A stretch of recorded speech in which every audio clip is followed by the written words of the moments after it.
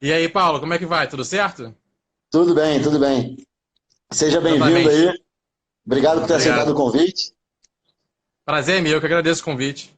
Ó, Pedro, que acabou, né? Saiu o resultado agora. Ontem, hoje, nem sei mais, Saiu do ontem de processo manhã. seletivo. Ontem de manhã. Então, ó, o Pedro, que é grande vascaíno também, como eu, né? Mas, Exatamente. e agora eu vou deixar você se apresentar, Pedro. Tem muita gente que está aqui com a gente que talvez não te conheça. Deixar você falar quem é o Pedro Duarte, depois a gente entra aí no bate-papo sobre política, sobre coronavírus e tudo mais. Perfeito. Não, show de bola. Primeiro agradecer o convite aí. Acabou de sair um flamenguista, entrou mais um vascaíno aí pra patota. O Luiz Maia até comentou aqui. Sim, Luiz, fui eu que estive lá em Rio das Ostras junto com o Paulo, fazendo uma apresentação do partido no ano passado. E como você esclareceu, né, eu trabalho com Alexandre Freitas, nós temos um gabinete compartilhado. Então, boa parte das atividades, sobretudo no interior, eu vou junto com o Paulo, vou junto com o Alexandre e represento o mandato.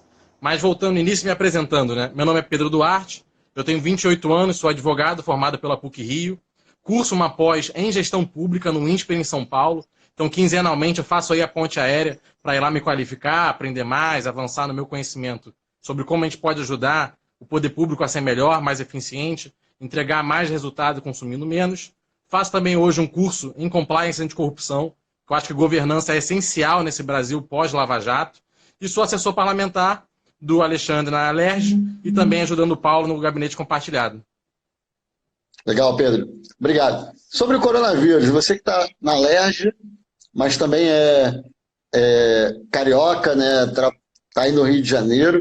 Como é que você está vendo a ação, tanto do governo federal, governo, a prefeitura, como também da Câmara dos Vereadores, já que você quer estar lá ano que vem, né, representando a gente no Rio de Janeiro. Como é que você enxerga essa atuação e como é que você veria, qual deveria ser a atuação também desses entes no combate ao coronavírus? Perfeito. Ô, Paulo, primeiro eu concordar com o ponto que o Fred puxou, que é muito triste ver que o município, o Estado e a União, no geral, não estão organizados, né? Não estão harmônicos aí sobre quais medidas a gente deve tomar.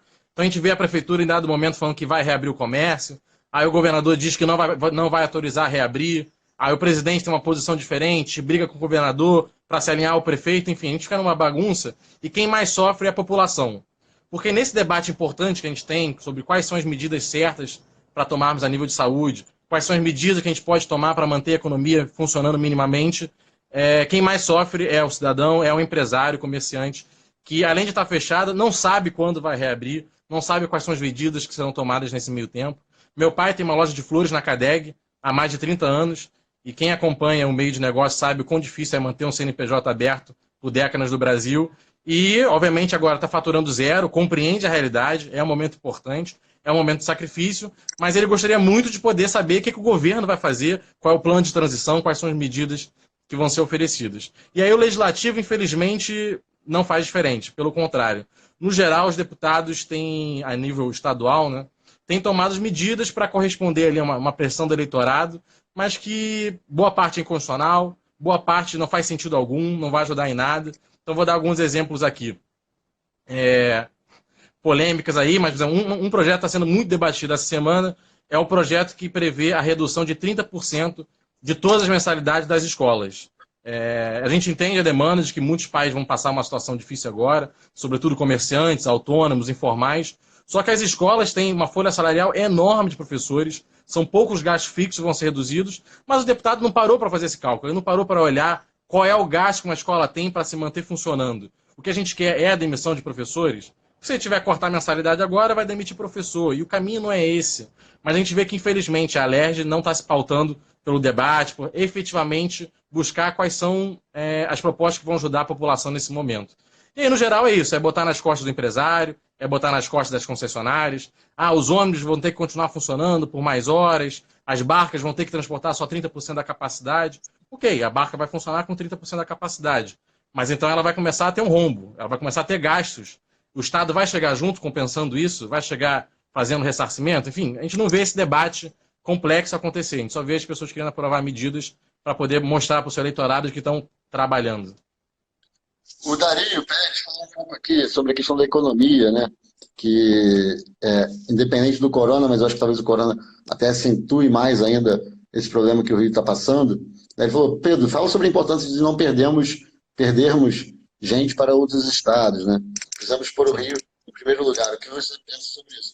Eu vou complementar a pergunta dele com relação ao momento que a gente passa, além do corona, as atividades estão paradas, não tem mais arrecadação para a prefeitura, para o governo do estado. A gente tem o problema do petróleo agora também, né, que com a queda do preço e toda parada da atividade também faz com que não tenha mais os royalties, não diminua de forma drástica, né? Então a gente está vivendo, o Rio já passa há muito tempo por um momento de crise, o Rio foi mais impactado ainda pela crise que impactou o Brasil todo, mas o Rio talvez tenha sido o estado que mais sofreu, e a cidade do Rio em especial. E agora o corona chega para destruir mais ainda todo o poder econômico, né? E quando você está mal, quando vem uma crise como essa, quem está mal é mais afetado ainda, né? E aí a manutenção de pessoas no Rio, como o Dario está falando, não sei se é Dário ou Dario que se fala, desculpa aí. É Dario, acho que é mesmo. Dario. Então, como é que você vê isso? O que a gente pode fazer tanto para reter talentos, reter empresas no Rio? Qual seria o caminho para isso? E aí você pode falar tanto do ponto de vista estadual, né, que já que você trabalha nessa esfera, quanto do ponto de vista municipal, que é onde você quer trabalhar ano que vem. Perfeito.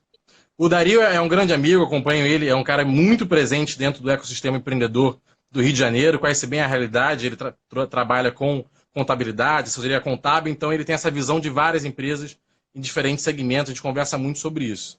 O Fred pontuou essa questão de que o Rio vem perdendo muitas pessoas, sejam elas jurídicas ou físicas, para outros estados. Na minha faixa etária, então, está demais. É todo mundo indo para São Paulo, Belo Horizonte, Florianópolis, Curitiba. Sim, a gente está perdendo hoje não só para São Paulo, mas para várias cidades. Meu irmão mesmo cursava engenharia no Cefet, você conheceu ele. Olhou que engenharia mecânica não teria muito espaço no mercado brasileiro, porque a indústria, enfim, vinha retraindo. Foi para o Canadá, acabou de passar no estágio da Michelin e a perspectiva dele é de não voltar.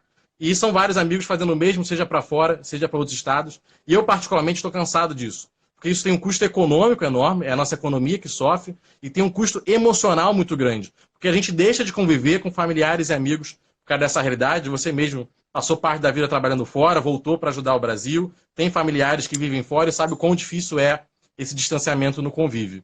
Então o Rio de Janeiro tem que tomar medidas urgentes para mudar isso. A nível estadual, a gente já vinha, a LERJ já aprovou esse ano um orçamento que previa, antes disso tudo, antes de todo esse caos, 10 bilhões de déficit.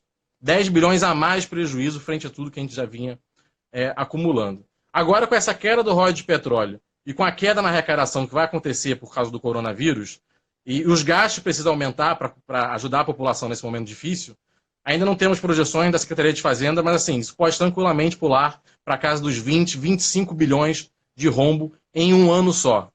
Como é que o Rio de Janeiro sobrevive com isso? Primeiro, a indústria do óleo e gás é essencial para a gente. Por mais que os royalties tenham caído, que participação especial caia, ainda é, de longe, a nossa maior indústria. É um setor que pode, tranquilamente, assim, entre aspas, mas pode gerar uma arrecadação extra de 1 bilhão, 2 bilhões. Eu defendo muito pequena empresa, média empresa, enfim, micro comércio como um todo, varejo, turismo. Mas para esses setores arrecadarem 1, 2, 3, 4 bilhões a mais de receita, é um projeto de longo prazo, de médio prazo, que é importante que se tenha, mas assim, em um ano não vai arrecadar isso a mais. Quem tem esse potencial é a indústria do óleo e gás, é a indústria pesada. E é inadmissível, por exemplo, que até hoje a LERJ não tenha aprovado o Repetro. O Repetro hoje vive, por causa de um decreto do governador, garantido por uma decisão do Supremo Tribunal Federal. Para quem não sabe, o Repetro, se não for aprovado, se ele cair, a indústria do óleo e gás para no Rio de Janeiro. Isso é um fato. E a LERJ até hoje não aprova. Está lá na casa, rondando, não aprova. E toda reunião que você tem com indústrias do setor, todas elas falam. No que a gente entra no Rio de Janeiro, a gente precifica isso. A gente paga menos royalties, a gente paga menos participação especial, a gente tem menos interesse de entrar nesses postos, porque o Repetro hoje não está garantido. Então nós temos que tomar medidas para dar segurança na nossa indústria do óleo e gás. Tem uma outra questão muito importante agora, acho que muita gente não sabe, mas nós temos 7 termoelétricas para serem construídas no estado do Rio de Janeiro. Isso é emprego, é indústria, é geração de energia, baixa custo. E a gente hoje tem uma dificuldade muito grande porque elas perdem leilões. Para quem não sabe, né, existem leilões de energia no país e as termoelétricas, hidrelétricas, o sistema energético como um todo disputa. As empresas do Rio de Janeiro também disputam e vem perdendo porque porque nós não estamos dando condições delas terem competitividade, que é isso que o Fred falou. Então, a nível estadual, a gente tem que focar nisso, pauta energética, óleo e gás, o Rio de Janeiro tem que crescer correndo nisso. E, claro, desburocratizar, favorecer o micro e pequeno empreendedor, porque no médio e longo prazo é o comércio, é o serviço, é o turismo que mantém o Estado funcionando e gera muito emprego. A nível Rio de Janeiro, capital. Quer falar, Paulo? Não, pode falar, pode falar. Show. A nível Rio de Janeiro, capital, primeiro, nós não podemos também, a gente sabe que essa parte toda do óleo e gás não acontece na capital do Rio de Janeiro, não acontece dentro da cidade, ela fica ao redor do estado, mas boa parte dessas empresas instalam suas sedes, escritórios, empregos muito bem remunerados aqui na capital. A gente tem casos de empresa que não tem nem operação no Rio de Janeiro, empresas que exploram gás onshore, por exemplo, lá do Maranhão, mas a sede fica no Rio de Janeiro. Porque o Rio de Janeiro tem que entender que ele é a capital energética do país. E é muito interessante para a gente atrair essas empresas que elas coloquem suas sedes aqui. Isso é um ponto importante a nível de indústria de óleo e gás. Outra oportunidade excelente que a gente vai ter na Câmara Municipal, caso a gente venha, né, a estar lá ano que vem, que é a meta aqui pelo processo seletivo do novo para vereador, é o plano diretor que vai ser revisto em 2021. O plano diretor é uma função essencial do vereador, tem que passar pela Câmara Municipal, ele acontece de 10 em 10 anos, ele discute todo o zoneamento da cidade. Então, onde é a zona residencial, onde é a zona industrial, onde é a zona comercial. Infelizmente, a gente tem uma visão muito apegada ao Estado, muito relutante com o comércio, muito relutante com a indústria. E eu vou dar um exemplo aqui de uma distorção enorme que a gente tem. Hoje, o nosso zoneamento urbano ele entende cervejaria, né, fábrica de cerveja, como indústria mais pesada possível, indústria pesadíssima. E aí só pode se instalar em Campo Grande e em Santa Cruz, porque é zona industrial mais pesada.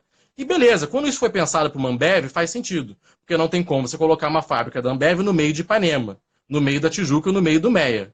Não encaixa. Agora, existem pequenas cervejarias que você vê bombando muito em Brasília, São Paulo, Belo Horizonte, Curitiba. São pequenas cervejarias que têm o mesmo nível industrial de uma padaria, mas elas não podem se instalar, porque o zoneamento não permite. Então, 2021 é um golaço, é uma legislação gigante que vai demandar muito tempo, dedicação e qualidade, mas os candidatos de novo, certamente, os eleitos de novo, vão ter capacidade para cair para dentro, que é isso, vamos rever o nosso zoneamento de forma a receber mais indústrias, receber mais comércio e permitir com maior facilidade que as pessoas possam empreender na cidade do Rio de Janeiro.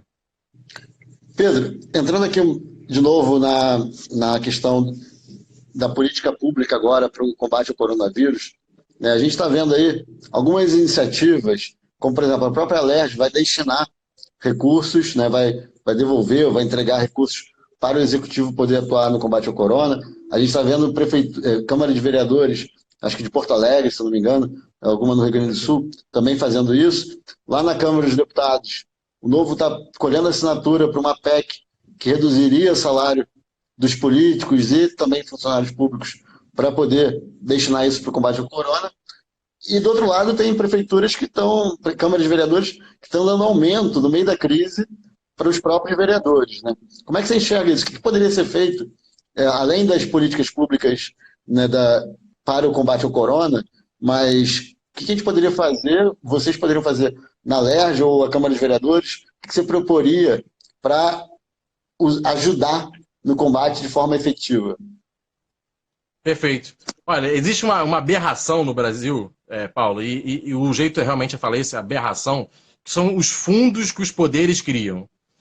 O Legislativo, o Judiciário, o Ministério Público, eles recebem anualmente uma verba, que é para se manterem funcionando, e ao longo de anos mesmo, assim, décadas, eles pegavam as sobras e começaram, em vez de devolver para o Executivo, para o Poder Público, que executa os serviços públicos de saúde, educação, segurança, infraestrutura e tudo mais que a população precisa, eles começaram a guardar para si. Criaram fundos e começaram a guardar o dinheiro. Então a Alerj tem um fundo enorme, o Judiciário, o TJ, tem um fundo enorme, o Ministério Público, a Câmara Municipal do Rio de Janeiro, e fica lá usando esse dinheiro, às vezes quando convém, e às vezes em momentos de emergências também. O próprio caso da Alerj agora foi positivo nesse sentido. A Alerj destinou uma parte do fundo para o combate ao coronavírus aqui no estado do Rio de Janeiro, mas não deveria depender da boa vontade do presidente, no momento de emergência, ele ter a caneta na mão e falar: eu estou destinando 100 milhões ao combate ao coronavírus no estado do Rio de Janeiro. Não era nem para você ter 100 milhões guardado.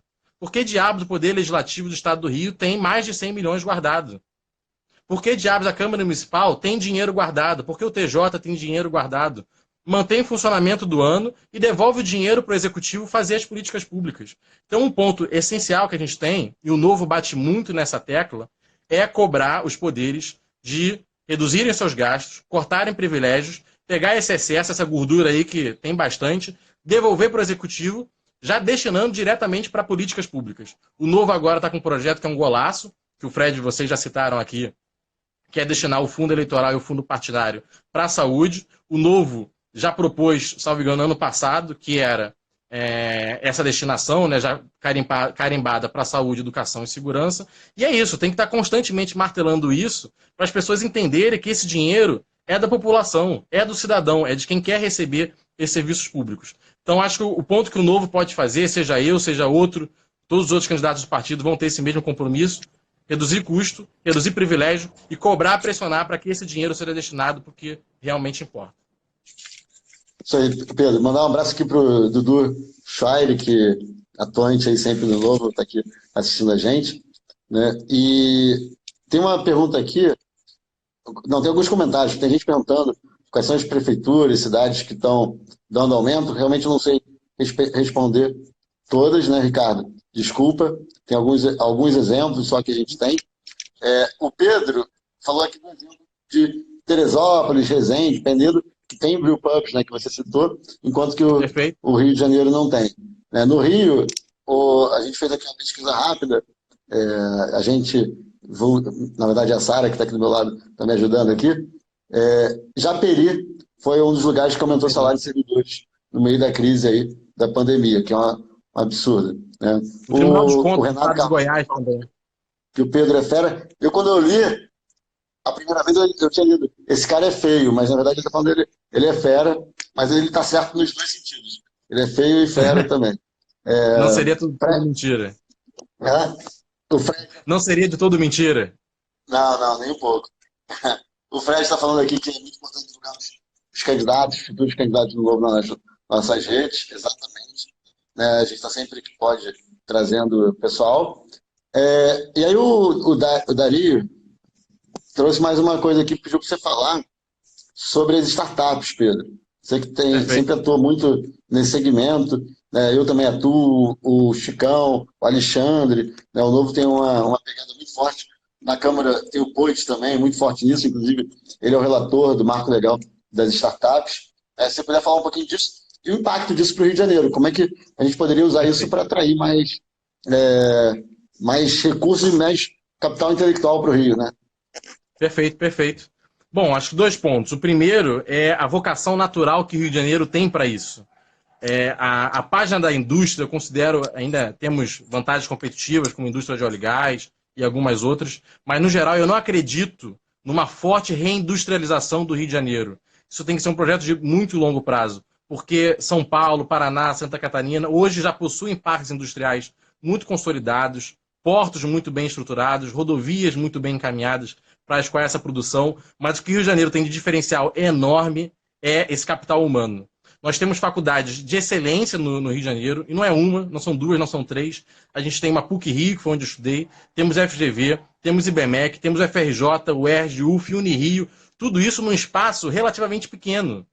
Que outra cidade do Brasil, que outra região metropolitana tem tantas faculdades particulares e públicas, a própria Cefet também, que você estudou, que meu irmão passou por lá, que outro lugar no Brasil tem tantas faculdades de tanta qualidade numa região tão concentrada? Nem São Paulo tem isso. E essa é uma mão de obra que hoje está indo embora. Um dos motivos do Rio de Janeiro perder tanta mão de obra qualificada é, pelo lado de que ele não cresce hoje, a gente tem essa dificuldade toda de competitividade, e o outro é que ele gera muita mão de obra qualificada. E as startups têm todo o potencial para absorver isso. Porque a startup ela não está precisando de uma rodovia excelente. Ela não está precisando de uma infraestrutura excelente para trabalhar. Ela precisa, claro, de uma infraestrutura voltada para a internet rápida, facilidade com relação a isso, mobilidade urbana, então você tem um metrô que funciona muito bem, um VLT que funciona muito bem, esse ambiente de trabalho da região metropolitana para as pessoas se juntarem e poderem trabalhar. Mas isso é muito mais fácil de resolver. O capital humano que você precisa numa startup, você tem um cara excelente de economia, de contabilidade, de direito, uma mente empreendedora, uma mente para frente, isso o Rio de Janeiro tem. Então a gente tem que aproveitar isso. Como a gente aproveita? Eu acho que um caminho excelente é aproveitar mais o Porto Maravilha. Hoje ele está muito subaproveitado. Ele tem toda essa infraestrutura que eu comentei, tem mobilidade, tem prédios ótimos, tem internet de alta qualidade, toda a conexão possível, está muito bem localizado. A gente tem que usar e tem que botar para jogo. E aí é a prefeitura que tem que capitanear esse processo. Não tem como a prefeitura... eu estava vendo aqui o comentário do Fred, parou, mas se alguém tiver algum problema de som, só avisar. Mas... Está assistindo bem, aqui está funcionando. Acho que é a internet do Fred mesmo. Então perfeito. A prefeitura que tem que liderar esse processo, facilitando, sobretudo, a abertura de startups. Deu um delay aqui. E aí, aproveitando esse gancho da abertura de startups, é o que eu ia comentar, o que a gente pode fazer, né? Foi aprovado recentemente, dentro do Simples Nacional, e recém-regulamentado, Dario que me corrija, mas no máximo semana retrasada, a abertura simplificada de startups. Então, pelo site mesmo, você preenchendo os dados, você vai conseguir abrir o CNPJ da sua startup, ou seja, se for uma empresa voltada para a tecnologia, em menos de 24 horas. Isso é um golaço para quem quer receber investimento anjo, para quem quer receber um investimento precisa abrir rápido, para quem tem uma ideia e quer tirar rápido do papel. E cabe ao Rio de Janeiro, que é a cidade que concede os alvarás, estar alinhado com isso e expedir a resolução adequada, para que aqui no Rio de Janeiro isso comece a valer e as empresas possam ter seu alvará de funcionamento expedido automaticamente. Não estou nem falando 24 horas, porque juntando a lei da liberdade econômica com essa questão das startups, essa nova resolução que permite a abertura rápida, não tem nem mais por que você ficar autorizando. Não precisa nem de alguém para dar o enter no botão. Atividade tecnológica de baixo risco, alvará automático para o cara começar a funcionar. Então acho que é isso, a gente permitir que ele abra rápido, que ele abra de uma forma simples e que ele tenha um ponto excelente para poder trabalhar, e eu acho que esse ponto hoje é o Porto Maravilha. Boa, Pedro. Muito bom. Pedro, últimos 3 minutos, e contigo aqui não dá para estender, porque a live cai automaticamente depois de 1 hora. E para quem está acompanhando aqui, eu vou entrar logo em seguida, acaba essa live, e eu já começo a próxima com a Juliana Benício, que é nossa aprovada no processo seletivo para prefeita de Niterói. Mesmo que você não seja de Niterói, acompanha. Primeiro que ela fala muito bem, vai trazer várias ideias boas, mas também porque você com certeza conhece gente que mora em Niterói, é importante vocês conhecerem. E convido aqui o pessoal que não é, que é de Niterói ou que não é de Niterói, não importa, para conhecer aqui. Pedro, últimas palavras, 2 minutinhos aí. Fala aí quem quiser te acompanhar, onde te segue, como é que pode te acompanhar, WhatsApp, Instagram, tudo mais. E fala aí suas últimas palavras e se despede do pessoal. E mais uma vez, obrigado por estar aqui com a gente. Parabéns por ter sido aprovado no processo seletivo. E sucesso agora nessa caminhada. E que vai. Eu não respondi na última, né? O Fred que respondeu. Vai ter eleição esse ano sim, gente. Não vamos cancelar essa eleição, não. Então vai lá, Pedrão. Com certeza, isso aí é muito importante ter eleição, porque a gente possa renovar a nossa Câmara Municipal e a Prefeitura. Vou repetir, porque tem muita gente que entra e sai, né? Meu nome é Pedro Duarte, eu tenho 28 anos, sou advogado, formado pela PUC-Rio. Estou cursando e vou concluir mês que vem uma pós em gestão pública no INSPE, então busco muita qualificação, porque é isso que a gente precisa dentro do poder público e é isso que o novo se propõe a trazer. Visão de longo prazo, gente qualificada, corte de privilégios, estou 100% alinhado com isso. Para quem quiser me acompanhar, minhas redes sociais são @pduarte30, tem o pessoal colocando aqui embaixo, agradeço. Sigam lá. Nas outras redes sociais, pode procurar por Pedro Duarte Júnior, que é também o nome do meu pai, então estamos aí, é só procurar. Estou 100% à disposição para conversar com vocês. Eu posto muito sobre o que a gente acompanha e vê lá dentro da Assembleia Legislativa. Então, para quem tem essa curiosidade de como funciona o nosso Legislativo, acompanha, porque vocês vão ficar um pouco tristes com o que a gente vê lá dentro, mas também a gente vai perceber que é muito importante o papel do novo lá, para garantir que coisas ruins não sejam aprovadas e que coisas boas também tenham como caminhar. Mais uma vez, Paulo, muito obrigado. Já são... e meu WhatsApp, o meu WhatsApp do DDD 21 também é 997930620. 997930620. Galera, muito obrigado, me sigam aí. Muito obrigado, Paulo. Vamos levar o novo adiante. Por causa do corona, eu fiz a barba, hein? Tem que fazer também, Pedro. Acumula menos. Eu tenho apego a ela, mas... Com certeza, vou tirar também. Isso aí, isso aí. Pedro, obrigado.